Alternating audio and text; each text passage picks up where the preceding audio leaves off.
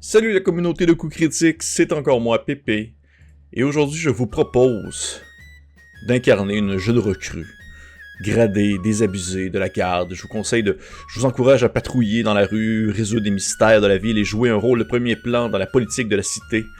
Ou peut-être même d'incarner peut-être une figure du crime, un petit scélérat qui va magouiller, voler, peut-être même tuer, et monter des combines afin de pouvoir grandir les échelons du crime organisé. Aujourd'hui, je vous parle de la nouvelle édition du jeu Wasburg. Qui est derrière le jeu Wasburg, jeu français, en fait, une nouvelle édition qui est encore inédite, on va dire, sur le territoire québécois, mais accessible au transport depuis l'Europe ou même en PDF, je crois, peut-être pas, ça se peut aussi. C'est un jeu qui est édité par 12 singes et il s'agit de l'adaptation, mais aussi de l'expansion du roman portant le même nom de Cédric Ferrand. Cédric Ferrand qui est un auteur de romans, de fiction, mais également aussi de jeux de rôle, puisqu'il est la personne à l'origine de la deuxième édition du jeu Raoul, un ovni du jeu de rôle francophone également. Pour ceux qui ne connaissent pas, je vous conseille fortement d'aller voir 12 singes. Ils ont des gammes très variées, très intéressantes, qui vont s'éloigner on va dire, de ce qu'on est habitué en termes de grandes moutures de jeux de rôle très familiers, dont Wasburg justement fait partie de leurs nombreuses gammes, qui réussit à tirer son épingle du jeu en étant quelque chose de très unique et apportant également une petite touche bien personnelle, mais aussi très rafraîchissante dans un monde où les jeux de rôle ne font que pousser un peu partout. Qu'est-ce que Wasburg côté thématique? Qu'est-ce qu'on entend par Wasburg, outre être l'adaptation ainsi que l'expansion d'un roman? Eh bien, voyez ça un peu comme une sorte de mélange de médiéval, de fiction urbaine qui se déroule exclusivement dans la grande ville de Wasburg, qui elle-même se situe entre deux nations, le Waschtat, ainsi que l'Orétanie. C'est un endroit où la magie existait autrefois, mais il y a eu un événement qui se nomme la déglingue. On peut comprendre que c'est un jeu qui a énormément de patois français, chose que j'adore énormément. Il est arrivé la déglingue, qui est une sorte de grosse explosion au centre de la ville, où la tour de mage qui a fait en sorte que les mages sont morts, disparus, il n'y a plus réellement de magie à Wasburg, et on vit ici maintenant imaginez une espèce de cité où les gens sont coincés dans une ville un peu brisée qui se relève d'une tragédie qui favorisait et aidait un peu leur quotidien, alors que maintenant ils doivent tranquillement s'habituer au fait qu'il n'y a plus réellement de magie, que ces choses du passé, qu'il y a une trace bien physique et bien présente au milieu du paysage pour pouvoir rappeler ce terrible événement. C'est un endroit pittoresque où les gens vont lancer leurs déchets par les fenêtres et où les rats sont aussi gros que les chiens. Ça pue, c'est sale, mais la taverne du coin demeure un endroit tout de même assez rafraîchissant pour l'âme et le cœur. Vous jouez dans Wasburg, vous jouez des gardoches, ce qu'on nomme des gardoches, un autre mot que j'adore, c'est-à-dire des gardes de basse classe, des gens qui ne sont pas très haut placés dans la hiérarchie des forces militaires en ville ou des gardes en ville. Vous êtes des personnes qui vont devoir réagir aux demandes ainsi à l'humeur de vos supérieurs immédiats, et ainsi vous allez être attitrés à accomplir différentes tâches dans la ville afin de maintenir la paix ainsi que la légalité, c'est-à-dire arrêter des criminels, tabasser des gens, être désagréable, démonter des stands de nourriture qui n'ont pas le droit d'être là, des choses comme ça.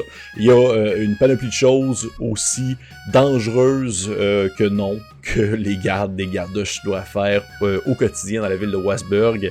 Et ici, bien sûr, ça fait partie aussi de comprendre justement cette hiérarchie dans la garde, du fonctionnement dans celle-ci, l'entraînement, justement le retour à la garnison, et etc. Mais également, vous êtes aussi, dans cette nouvelle édition, chose qui est proposée maintenant, qui n'avait pas dans la précédente, vous pouvez maintenant incarner un personnage qu'on va appeler, bien sûr, on va plutôt appeler ça une canaille, c'est-à-dire quelqu'un qui va jouer dans l'autre côté de la médaille de la loi, c'est-à-dire dans l'illégalité. Il va fonctionner un peu de la même manière que le gardoche en termes de, disons, mécaniquement et ainsi que de narratif, c'est sensiblement la même chose, sauf que la canaille, au lieu de devoir, dans le fond, se tourner vers un supérieur de la loi, il va devoir retourner vers son caïd, qui est un peu son boss de gang, et ainsi faire grimper son regroupement dans l'illégalité pour pouvoir être plus cool que la guilde de voleurs voisine. Donc c'est ça.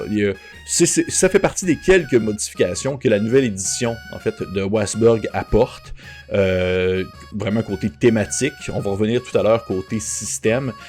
Mais tout de même, je préfère le dire, il n'y a pas de gigantesque changement en termes entre la première et la seconde édition, si ce n'est une réécriture, une certaine inclusivité aussi qui a été rajoutée, justement certaines modifications côté du thème, dont l'appropriation du concept de canaille, et bien sûr on va dire le cœur demeure le même, c'est-à-dire le roman Wasburg de Cédric Ferrand, tout simplement. Mais que vous soyez un gardoche ou une canaille, vous allez évoluer surtout dans un monde gris, changé à jamais par la disparition de la magie, vous allez un monde qui tire à sa fin pour en débuter un nouveau, c'est-à-dire apprendre la disparition, justement, apprendre à vivre avec la disparition de la magie pour ensuite apprendre à grandir avec ce qu'on appelle les nouvelles technologies, avec ce qu'on appelle les nouvelles possibilités, la modernité en gros. C'est c'est un univers qui va laisser, en quelque sorte, veut pas vous jouer des gens on va dire de basse stature, mais qui ont tout de même certaines obligations, et vous allez ainsi devoir laisser derrière vous. Pensez pas que c'est un jeu où est-ce que c'est super chevaleresque, où l'honneur est à tout prix, tout ça, mais il y a des choses qui demeurent importantes que vous soyez canaille ou gardoche, c'est-à-dire le respect, l'entraide dans l'équipe, ainsi que la confiance entre les différents membres de votre regroupement. C'est une thématique qui juste l'ensemble, on va dire, du thème ainsi que l'histoire de Wasburg est super intéressante à lire, c'est super bien écrit. Le livre de base est vraiment intéressant pour ça, mais je vais revenir vraiment dans ma critique finale de l'ouvrage. Maintenant, sautons au système de règles. Côté système de jeu, Wasburg utilise en fait un système qui est adapté du Free Universal Role-Playing System, le FURS. Il s'agit en fait de mécaniques qui sont très très narratives. Lorsque un joueur veut accomplir une action, il va lancer, selon le niveau de difficulté, entre 1 et 3 dés. Le résultat sur les dés, il va prendre en considération seulement celui qui est le plus élevé, habituellement, et le résultat le plus élevé va en fait définir s'il réussit ou s'il échoue l'action qu'il voulait accomplir. Mais attention, contrairement à d'autres jeux, Wasburg veut s'éloigner de l'effet binaire d'avoir une simple réussite ou un simple échec. Donc, selon le résultat sur le dé, eh bien, ça se peut que vous accomplissiez ce que vous vouliez faire ou que vous échouez, mais à différents niveaux. Dans le fond, c'est facile à comprendre, je vais vous le dire.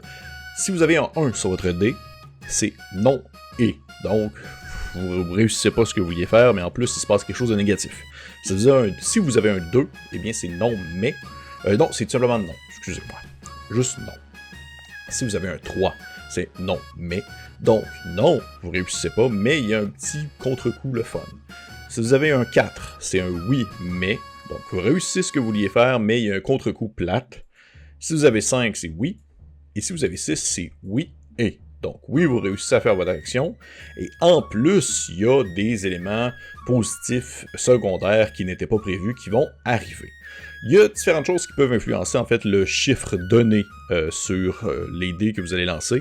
Il y a entre autres l'aubaine qui est comme une espèce de réserve entre les joueurs que les joueurs peuvent utiliser pour relancer les dés, mais il y a également aussi le fait d'avoir des traits. Chaque personnage a des traits qui permettent, bien sûr avec l'accord du DM, de, on va dire, augmenter le résultat qui va être sur un dé. Donc, admettons que dans telle circonstance, vous étiez bon on va dire, à lancer des couteaux, comme ça. Et bien, si vous lancez des couteaux, si vous tentez une cascade avec un lançage de couteaux, et que vous atteignez 3 sur votre dé, bien, vous pourriez réussir à monter ça à 4. Donc, avoir finalement un oui, mais. Tout simplement. Il y a différentes d'autres mécaniques qui viennent rentrer en considération, entre autres une certaine mécanique de collaboration entre les joueurs. Il y a aussi une mécanique qui prend en considération l'adversité, c'est-à-dire lorsque vous êtes en compétition contre un autre joueur et que vous voulez accomplir une action. Il y a le système aussi d'ancienneté qui est en quelque sorte le système d'expérience, l'aubaine et les traits comme j'ai mentionné tout à l'heure qui permettent d'influencer en quelque sorte le niveau de réussite. C'est un système de jeu qui est quand même très simple, s'explique très facilement, qui veut mettre vraiment beaucoup, on va dire, l'emphase sur justement le narratif de toujours faire débouler les actions afin de ne pas comme avoir de points morts en quelque sorte entre celles-ci. Il va tout le temps se passer quelque chose. Et également aussi, il va avoir bien sûr d'encouragement à avoir on va dire, de faire empirer la situation selon bien sûr les traits. Les traits peuvent aussi être utilisés vers la négative, comme quoi c'est narrativement plus intéressant également d'avoir des éléments qui font en sorte que votre personnage est peut-être un peu plus badaud que d'autres, ou peut-être moins à l'aise avec certaines tâches, et que ça va influencer vers la négative votre niveau de réussite dans les actions que vous vouliez faire. Côté visuel, en fait, il s'agit des illustrations de Gary Chalk, qui était également l'auteur des illustrations de la première édition. C'est un style qui est très épuré, en noir et blanc, entre la lisière entre le grotesque et le BD. J'aime vraiment, vraiment beaucoup la touche visuelle du jeu. Si vous allez marquer, en fait, Wasberg sur Google par exemple, ou si vous voyez les images qui apparaissent à l'écran, eh bien vous voyez un peu le style visuel qui est apporté, et sincèrement, c'est très très reconnaissable. On est capable de voir la différence entre tel jeu et tel jeu, puis Wasberg, on va reconnaître le style très unique qu'on ne retrouvera pas dans d'autres jeux de rôle, on va dire. Maintenant, critique finale de Wasberg. Wasberg est une bête assez unique.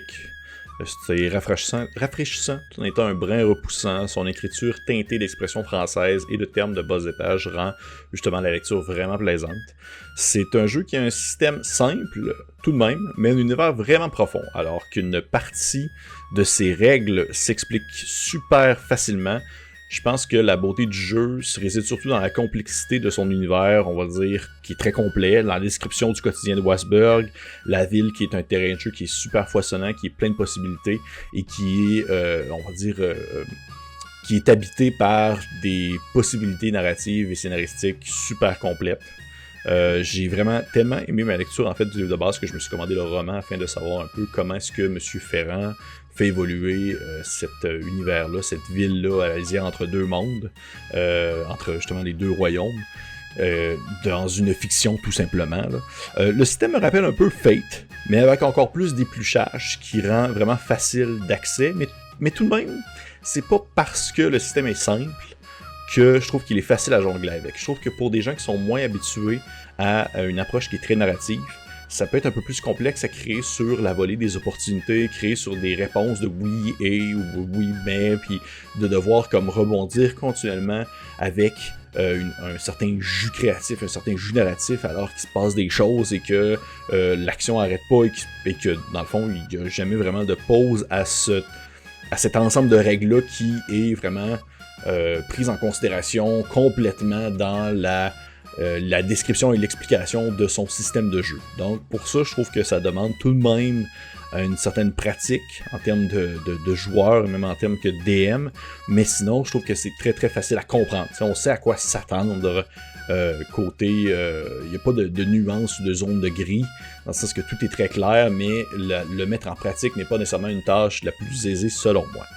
Tout de même, Wasberg, je considère que c'est un excellent plat à consommer. Je vous encourage fortement à jeter un coup d'œil si jamais vous avez l'opportunité. C'est une expérience vraiment unique. Un jeu qui ne m'a... que j'ai pas vraiment lu souvent d'autres choses qui ressemblaient à ça. Et j'avais déjà entendu parler beaucoup de la première édition sans jamais avoir l'occasion vraiment d'y jeter un coup d'œil. Et là maintenant avec cette seconde édition, c'est une aventure qui est surtout une réimpression avec certaines mises à jour, quelques petits changements dans le système, quelques, on va dire, connexions de phrases pour créer justement plus d'inclusion. Je trouve que Wasberg demeure une très très belle réussite française, une très belle gamme, et je pense qu'il y a de très belles choses à faire dans le futur avec ce jeu-là. Tout simplement. Hey, merci beaucoup. Merci d'avoir pris le temps d'écouter cette critique-là. Je vous encourage fortement à liker, partager, commenter, laisser un commentaire en dessous si vous êtes intéressé, un petit pouce par en haut, vous abonner si jamais c'est pas fait, et on se retrouve dans le coin sale d'une ruelle d'une gigantesque métropole médiévale sans magie une prochaine fois. Bye bye.